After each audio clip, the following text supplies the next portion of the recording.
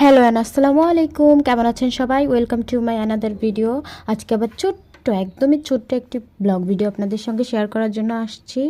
এটা হচ্ছে শুক্রবারের ভিডিও, যেই সময় আমরা বিকালবেলায় অনেক বেশি গরম পড়ার কারণে ভাবছিলাম যে একটু রিক্সাতে ঘুরবো। তো রিক্সাতে ঘুরছিলাম আর আশেপাশের ভিডিওগুলো করতেছিলাম।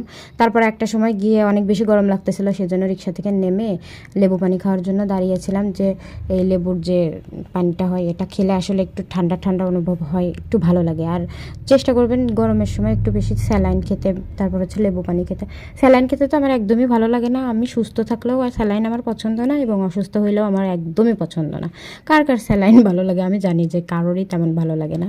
তাই যে আমরা হচ্ছে শহরের মধ্যে ঘুরতেছিলাম, কিন্তু ওই দিনটাতে একটু বাতাস ছিল না। রিক্সায় থাকলে কি হবে, প্রচণ্ড আকার ঘামতেছিলাম আর কি।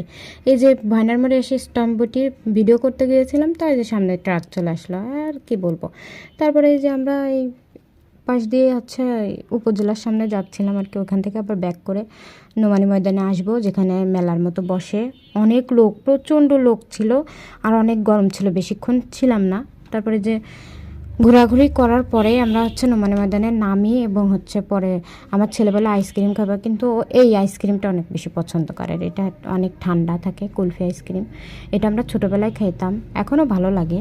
কিন্তু এখন ধরেন যে এখন যেসব আইসক্রিম হয়েছে ওগুলা খেয়ে আর কি এইসব আর খাইতে মন চায় না। তারপরেও খাই, যখন আমার জামাইয়ের সঙ্গে যাই ওরও অনেক পছন্দ, আবার ওর ছেলেরও অনেক পছন্দ। তারপরে যে আমরা আইসক্রিম নিয়ে ওকে দিলাম, ও খাচ্ছিল, ভিডিও করতেছিলাম। তারপরে যে বাদামের দোকানে যে বাদাম কিনে নিয়ে বাসায় চলে আসছি, কেননা অনেক বেশি গরম ছিল, প্রচণ্ড গরম, আর এত লোক যেটা বলার মতো না। আজকের ভিডিওটা কেমন লেগেছে অবশ্যই আপনারা কমেন্ট বক্সে জানাবেন। আর আজকের ভিডিওটা এই পর্যন্তই। সবাই ভালো থাকবেন, সুস্থ থাকবেন, আল্লাহ হাফেজ।